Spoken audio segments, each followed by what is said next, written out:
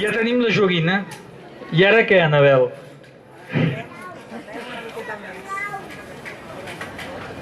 Fem un canvi. Preguntes. L'adult ha de participar en el joc? Què han de tenir en compte? Jo crec que sí. Preguntes molt interessants, perquè introdueixes ja el paper de l'adult, no?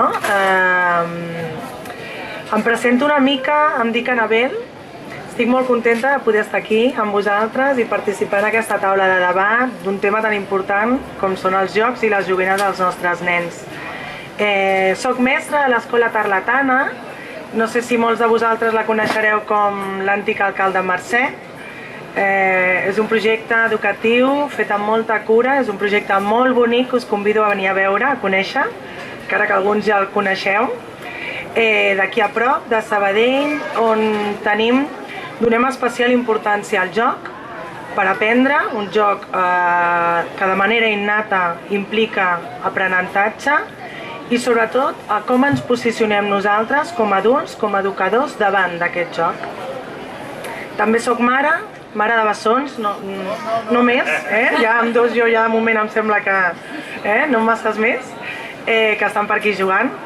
I com us podeu imaginar, el meu dia a dia transcorreix enmig del joc, tant a la feina com a casa. Per tant, per anar responent a aquestes preguntes, m'he preparat un petit guió del que jo considero com 4 aspectes com molt importants a l'hora de parlar de l'adult, de l'acompanyament del joc. Dic ja per començar que és un tema amplíssim, que trobem grans formacions, tant per a professionals com per a famílies, sobre aquest tema. Preguntes com: m'avorreixo, mama, què faig? O vine a jugar, o què fem simplement quan els nens estan jugant? Doncs intentarem posar una miqueta de fil a tot això i respondre també a la que ens plantejava el company.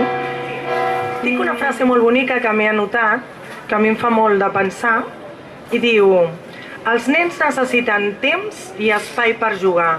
Jugar no és un luxe, és una necessitat. Parlem de necessitat, o sigui, no és qualsevol cosa. Mira, ve la nena, venia a saludar, escolta la mare, Parla, per tant, d'una importància de joc com a necessitat. Doncs anem a fer com 4 guions, de per què el joc és important, per què considerem des de les escoles i des de casa que el joc és realment important. Parlem de que els nens i les nenes, els nostres nens, aprenen com funciona el món per mitjà del joc. També parlem de que imiten els comportaments dels adults, quan juguen a rols, a pares i mares, a policies, a qualsevol altre rol d'adult, no només estan intentant comprendre aquest comportament, sinó que és un petit assaig pel que serà després la vida de l'adult. Expressen sentiments en el joc, apareix des del conflicte a la frustració, apareixen també altres situacions que s'estan visquent a casa que no es comprenen i per tant s'hi posen en el joc per aprendre a gestionar-los, a pair-los, per dir d'alguna manera. La importància del joc també, perquè el joc és educatiu, com parlàvem abans, amb el joc s'aprèn a l'edat que sigui, de manera més motora, més sensorial, més cognitiva, social, afectiva. Vull dir, amb el joc s'aprèn de manera innata, el joc ja ho aporta. També parlem de la importància del joc cara a l'autoestima. El joc, també comentàveu abans, és plaer, és un gaudir. I això implica un benestar.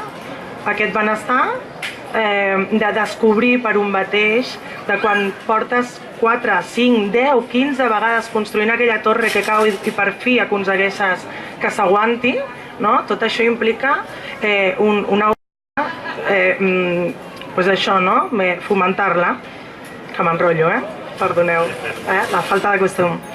I ara volia destacar 2 en concret que per mi especialment són importants, que també han aparegut en certa manera, sobretot en una pregunta que et feien, el tema de, em sembla que el Quim, la imaginació, la creativitat. El joc és important si permet, per mi, això és molt personal, si permet que aparegui la imaginació.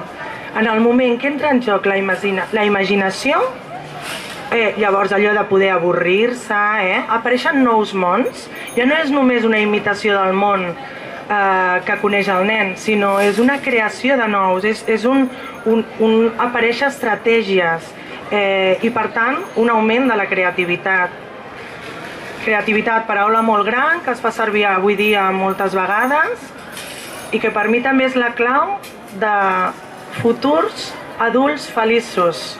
Ser creatiu implica, per mi, realment tenir estratègies a la vida davant d'un conflicte. A vegades t'hi trobes, no? El dia a dia és això, són conflictes com una cosa inherent a la vida. Tenir la capacitat de ser creatiu a l'hora de resoldre un problema econòmic, un problema de parella, qualsevol problema, ens dona més capacitat de ser feliç. I un altre que també valoro molt, davant la importància del joc, és el vincle afectiu que es crea amb l'adult. No oblidem, seure una estona i jugar amb el teu fill implica que el teu fill o filla se sentirà estimat i jo, o sigui, que enforteix les relacions i fins i tot jo li poso una connotació més sanadora, inclús. Quan tu tens un dia desastrós, que això, amb el ritme que portem, no? Anem una mica a lo boig, arribes a casa i t'hi dediques 10 minuts a desconnectar del món, a seure al terra i disfrutar d'estar amb els teus nens, jo crec que aquest dia canvia, de veritat. O a mi almenys segur que em canvia. L'he tocat i ja l'he liada. És que estava aquí, estic com encongida i dic, ostres, vaig fent així com una mica... Gràcies. A veure, ara? Sí? Bueno, ara estirada, no passa res. Anem fent.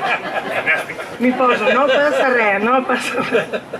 Doncs això com us deia, té fins i tot, per mi el joc, un punt sanador. Sanador perquè fins i tot aquell dia que tu, pel motiu que sigui, perquè el dia a dia és així, li has hagut d'esbroncar, li has esbroncat un dia, una vegada, 2 vegades, i al final dius, mira, anem a seure i jugar, i el dia també li canvia a ell, us ho asseguro. És aquell moment d'entendre de, sí, la mare em renya, però m'estima, no passa res. Més cosetes. Per tant, queda clar la importància del joc i que sí li hem de dedicar, quan em preguntaves si l'adult, no? Si hem de participar en el joc de l'adult, sí, hem d'aconseguir seure, de trobar 10 minuts, 15 minuts al dia per seure amb els nostres nens, seure a terra, si pot ser, soc una mica més, seure a terra i jugar amb els nostres fills. És per mi imprescindible. Ara veiem la importància del joc i de seure cada dia a jugar 10-15 minuts a terra amb els nostres fills. Parlem, no? També s'ha parlat una miqueta amb el Quim i amb el company dels tipus de joc. Hi ha molts tipus de joc. Podem trobar moltes classificacions. Amb la seva web fins i tot et faciliten, no? La trobada per edat, per joc cooperatiu, per diferent classificació. Podem parlar de l'edat madurativa. Hi haurà un joc més motor, un joc simbòlic, apareixerà després el de construccions, posteriorment el de regles. Si parlem de la vessant més social, potser ens hi centrem, no? Si és un joc competitiu o potser busquem un joc més cooperatiu. I ara, si ens hi fixem en el paper de l'adult, podem buscar un joc més dirigit o més preparat per l'adult, o un joc lliure, que ara avui dia s'escolta molt, igual que tornem a les joguines artesanes, de fusta, amb una qualitat concreta, també es parla molt del joc relacionat amb aquestes joguines, d'això, no? Del joc lliure. Què vol dir joc lliure? És molt ampli, un altre dia. D'aquest joc desestructurat, no dirigit. Sigui el joc que sigui, jo crec que si estem presents, participem o no, el nostre paper és molt important davant del joc. Per què és molt important? Perquè nosaltres no només som models, sinó que incitarem a moltes altres coses, moltes altres conseqüències, depenent de com ens posicionem. Parlem, per tant, directament de l'acompanyament del joc, del paper de l'adult, del rol. L'adult es pot posicionar participant o cooperant, observant únicament, perdoneu, participant, observant o acompanyant, una altra paraula que ara també escoltem molt quan parlem del joc. Què vol dir un adult que participa? Com ha de participar, no? Ens hi plantegem què he de fer quan jugo. M'hi poso, soluciono, construeixo, sí. Però sempre, sempre, sempre, i veureu que us ho diré moltes vegades en aquest trosset de debat que volia posar-vos, sent protagonista l'infant. És el més important, és la clau de tota la participació de l'adult o de la mirada de l'adult. Sense dir què jugar, a què jugar, com jugar, o resolem, no? Sense donar-nos compte, moltes vegades donem les explicacions aquestes de per què succeeixen les coses. I dius, a veure, si donem totes aquestes solucions, l'aprenentatge desapareix. Realment queda anul·lat. Parlem també d'un adult que participa com a model, o sigui que sí, s'aprèn per imitació i per tant participar és important. Parlem també d'un adult que participa i que inicia el joc. Per exemple, jo ara estava pensant en situacions que es donen a casa meva amb els petits. Arriba l'hora de sopar i és impossible. Estic sola, tinc els dos que són de 2 anys i comencen els plors. Impossible. Dius, ja, ni sopo jo, o sigui, ni faig el sopar, ni ells juguen, ni passa res. S'ha de parar, s'ha de seure a terra, he d'iniciar un joc i quan aquell joc ja va rodat, el meu paper ja no cal, ja puc desaparèixer, no? Ja faré el sopar, tot anirà rodat i els nens estan jugant tranquil·lament. Això també, hi ha molts nens, depenent de la personalitat dels nostres nens, potser necessiten això, no? Només que comencem aquell joc, que els hi facilitem aquelles peces o aquella estructura que els hi dona ja per anar funcionant sols i nosaltres poder fer-nos enrere. Provocar, correcte. També s'utilitza molt ara a l'hora de fer bonic també, no? L'estètica és important, és un altre tema molt important, però provocar aquella situació per després retirar-te. Parlem també d'un adult que participa, a veure com dic això, deixant-se guiar per l'infant. No ens hem d'oblidar que estem jugant nosaltres al seu joc, que ells són els protagonistes. Per tant, allò que diem és que, jugo i no em deixo manar, sí, m'he de deixar manar. És el seu joc, vull dir, quan et diuen ara tu seràs, ara tu faràs, ara tu quiet, Doncs ara jo quiet, és el seu joc, per tant, jo també he de poder, i a més penseu una cosa, jo crec que serà de les poques vegades que ells ens puguin manar a nosaltres, sí o no? És molt complicat. També un adult que participa buscant un aprenentatge constant, compta amb això, compta, perquè si confiem en l'aprenentatge innat del joc i en la capacitat innata dels nostres nens d'aprendre, no cal que constantment, quan fem, si poso l'exemple de la torre, no? Oh, quina torre més alta! 1, 2, 3... Frenem, perquè llavors el joc, el component més divertit, és allò que va introduint sense ser res conscient, tot el que aprèn, les bases de l'equilibri, les alçades, les comparatives, les perdem. El nen perdrà l'interès i canviarà de joc, segur. Més coses, parlàvem de l'adult que participa, com us deia, d'un adult que observa. Amb el Quim també abans, a l'inici, parlàvem d'aquesta paraula, no? Un adult que observa. Dius, un observa que gaudeix de mirar al seu fill i a la seva filla, de jugar, i llavors és capaç de donar-se compte de quines preferències de joc té, o com tracta el material, o quines estratègies aplica. Dius, ostres, mira, el nivell d'esforç, i tu veus que li cau la torre i torna a fer la torre 25 vegades més. Vull dir, observant, mirant únicament sense parlar, sense interferir, ens aporta una qualitat al joc increïble i ens dona tantes pistes a l'hora d'escollir bones joguines que després no es quedaran allà parades, ens gastarem els diners i dius, però si és que l'ha mirat un dia. Clar, hem de mirar primer què necessita el nostre nen.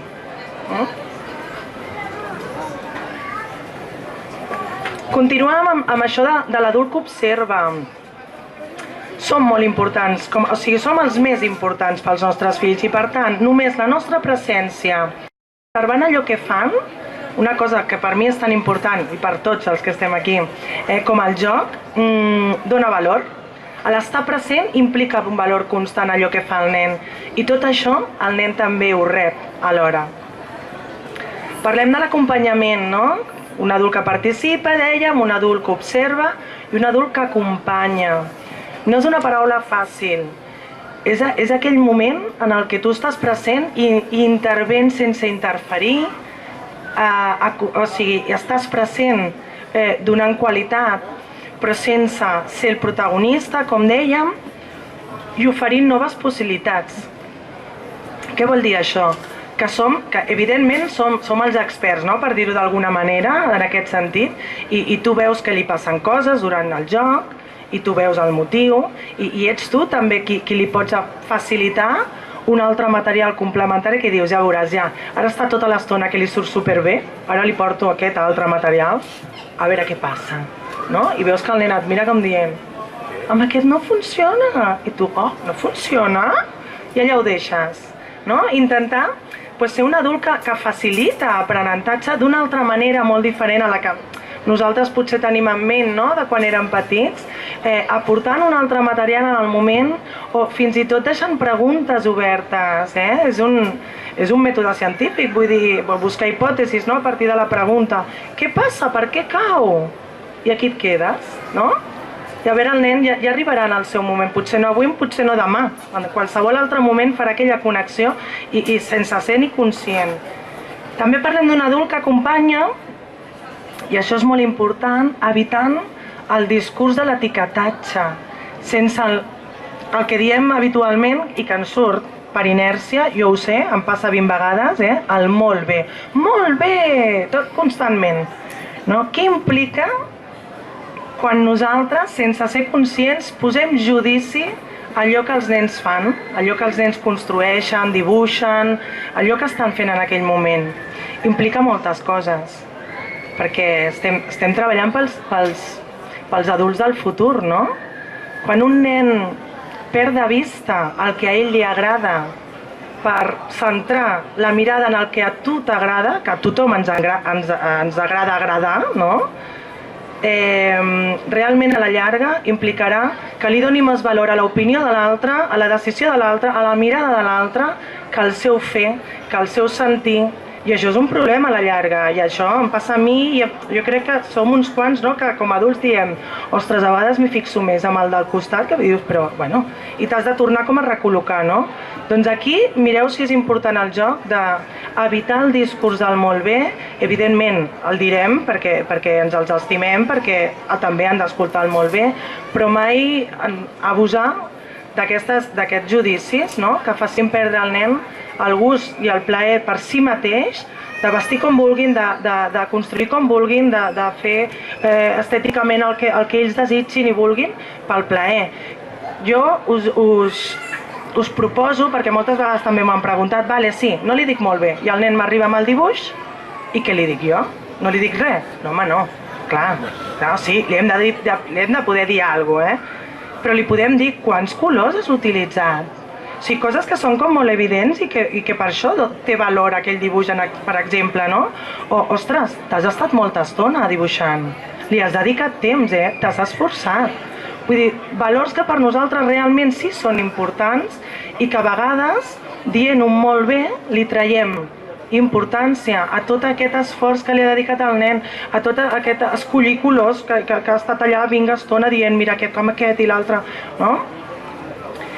I una altra també, sobretot a les escoles, però a casa, a la nostra escola en concret estava pensant, posar paraules al conflicte, als sentiments.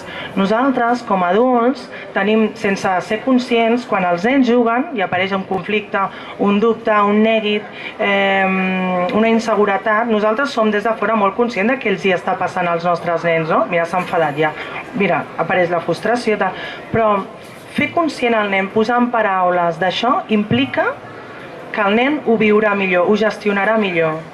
Per tant, davant d'això, d'aquesta torre que cau constantment i que no és capaç de construir, diu, què? És difícil? Bueno, et sents bé? Vols que t'ajudi? davant d'un conflicte, que estàs enfadat, no passa res, podem fer-ho junts, i si ho parles, tot això, poder posar aquestes frases petites de com et sents, ajudarà també a gestionar i a fer el joc el que és, qualitat pura d'aprenentatge i de microassaig per a la vida adulta, perquè no perdem de vista que és això el que estan fent, assajant per ser els adults i els ciutadans futurs de la nostra societat. Per tant, ja acabo, que m'enrotllo moltíssim, perdoneu. Tanco. Tinc 5 minuts, veus? Jo he aprofitat allò, Em sap greu. És un tema que m'encanta, Perdó. Volia tancar dient, no?